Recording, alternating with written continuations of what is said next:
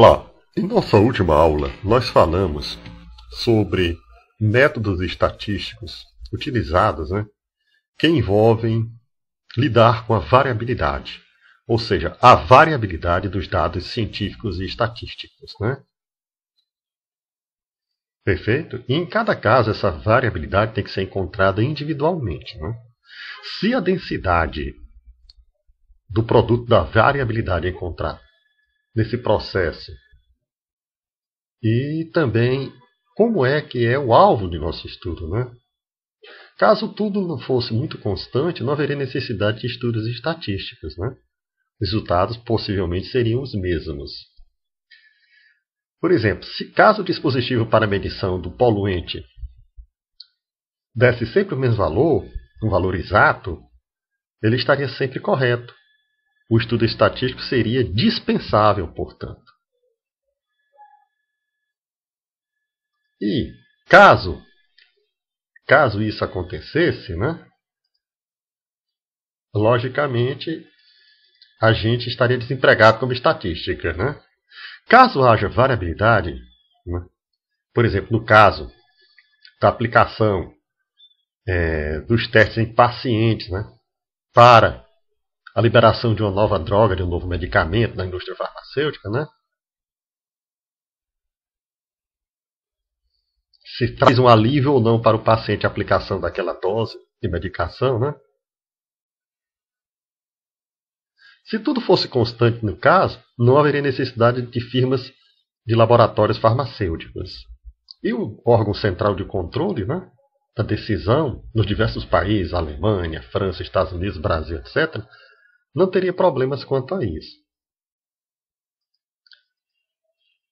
Portanto, as estatísticas produzidas por pesquisadores com um número grande de dados, com a utilização de uma metodologia própria, permitem análise desses dados. Quer seja a partir de sistemas, como o que a gente já andou falando aqui rapidamente, quer seja por meio de novas metodologias. Então isso é uma verdadeira natureza da ciência estatística, da chamada estatística inferencial ou estatística indutiva, ou seja, aquela que utiliza técnicas que nos permitem, nos possibilitam ir muito além de uma simples comunicação de dados para desenho de conclusões ou inferências sobre o sistema científico pesquisado.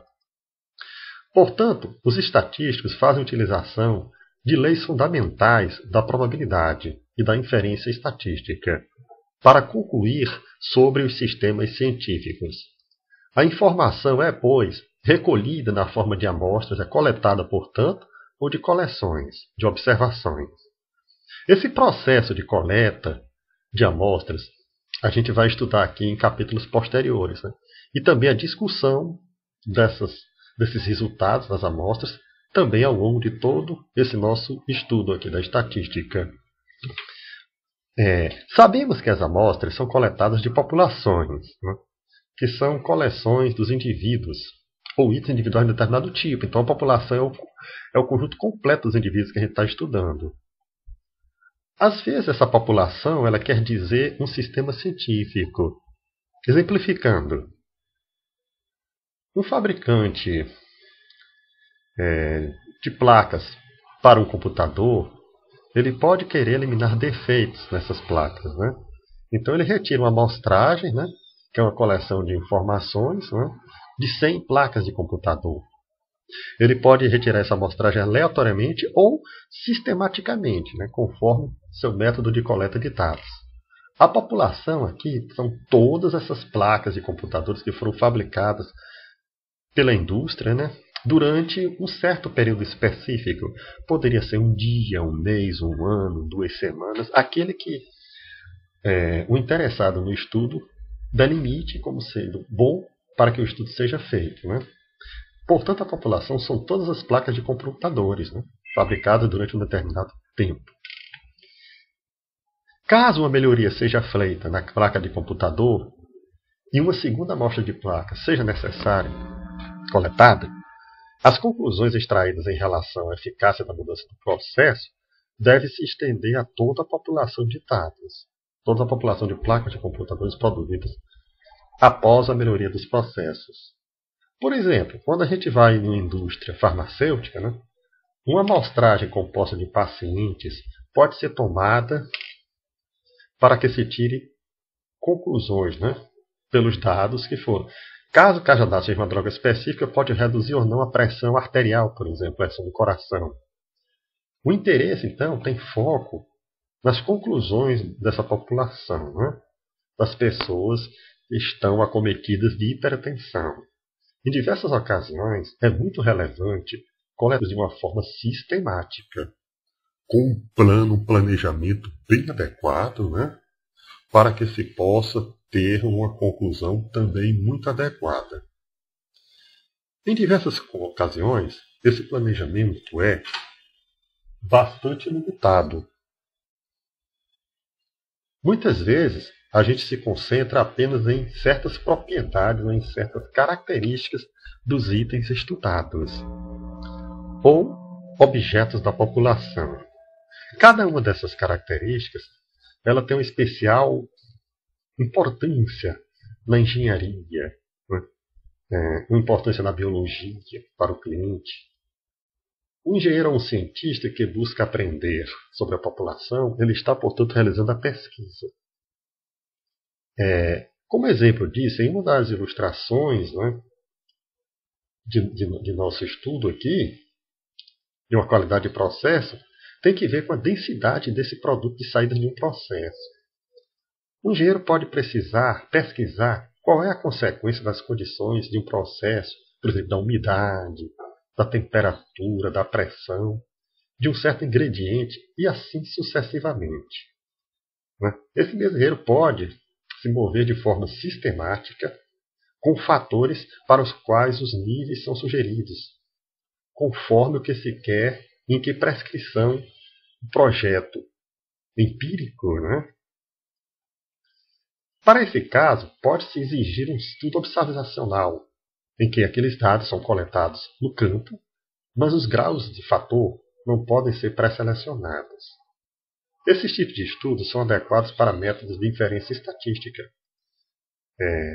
Nesse primeiro caso, né, as qualidades da inferência dependerão do planejamento adequado do experimento. Já no último caso, o cientista está à mercê do que pode ser recolhido. Outro exemplo por exemplo, se um engenheiro agrônomo está interessado em pesquisar o efeito das chuvas na produção, por exemplo, de batatas, os seus dados podem ser reunidos durante um período de inverno. Então, a importância do pensamento estatístico por parte de todos os gestores e a utilização da ciência estatística, da estatística inferencial por um pessoal científico qualificado, é amplamente reconhecida. Então, o cientista, quando ele pesquisa, ele dá um ganho para a ciência. O conhecimento acumulado se diversifica e se consolida. Os dados, portanto, fornecem uma compreensão e entendimento dos fenômenos científicos estudados. Os produtos e os processos empregados pelos engenheiros podem propiciar o conhecimento amplo e seus esforços para melhorar o processo devem ser reconhecidos. Esses engenheiros também podem obter informações valiosas por meio da coleta de dados de produção, né, com o monitoramento desses dados a todo momento, em uma base regular sistemática. Isso pode permitir a determinação de modificações de forma a que se possa manter o processo em um nível adequado de qualidade. Em certos momentos, em que uma pessoa que pratica a ciência deseja apenas ganhar algum tipo de resumo de um conjunto de dados representados na amostra, isso pode acontecer.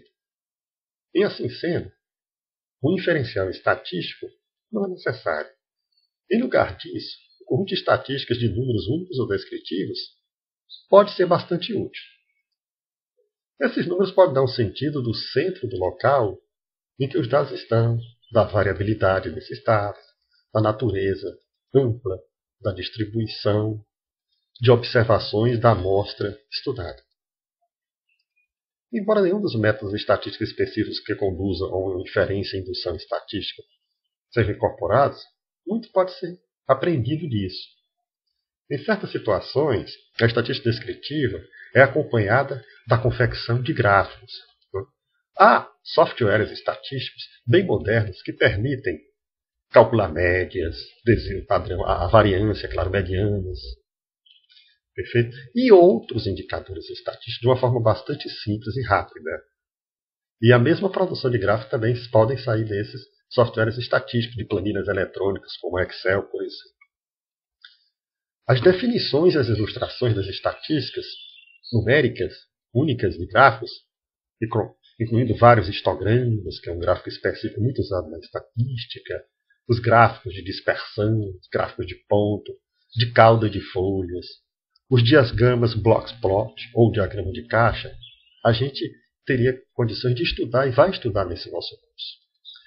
Obrigado pela atenção, continue a gostar de nosso canal e a se inscrever em nosso canal.